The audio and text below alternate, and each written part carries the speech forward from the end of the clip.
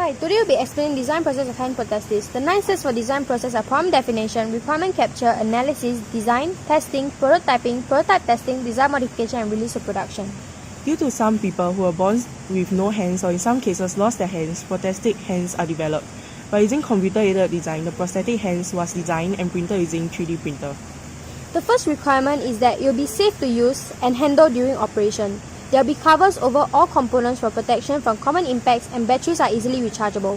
Secondly, for human form factor, it resembles the size of an adult hand weighing 450 grams. It consists of 5 controlled fingers with 6 direct current motors and thumb rule. Thirdly, for speed, hand will have 68 Newton cylindrical grip force, while the fingertips will have 6.8 Newton when extended.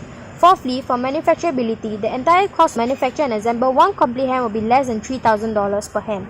Lastly, for safety, if the battery is running low, the LEDs will signal the user to recharge. The hand will have software and mechanical limits to prevent unwanted motion.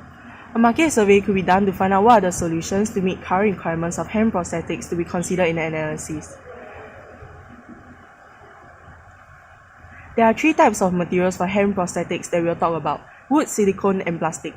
Wood was used in the 424 BC to 1 BC to make prosthetics, so it's the least advanced material, whereas silicone is biocompatible, has safe interface with skin that's burn, scarred, and durable with a high tear strength. 3D printing of plastic prosthetic is common nowadays and widely used. 3D printing is convenient. By using CAD, detailed graphic representation of prosthetic components and design modifications can be made to meet the requirements of our patient. Prototyping is printing using the hand prosthetics using a 3D printer, assembling the prototype with garnets and cables. A study can be conducted with a bottle of water which the prosthetic hands need to grip. In the first stage, the feedback sensors were not fed to the active arm of the participants. In the second stage, LED and piezo speakers informing about touching the surface are turned on and barometers were placed on the user's arm. This study shows how effective the sensors are in the control and feedback system.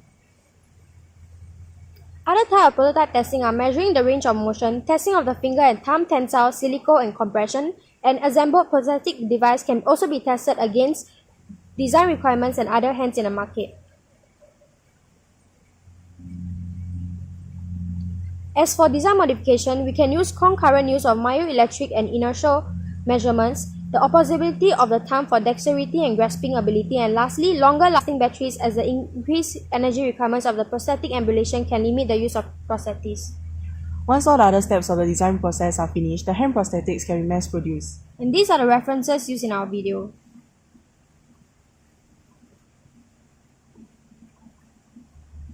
Thank you for watching.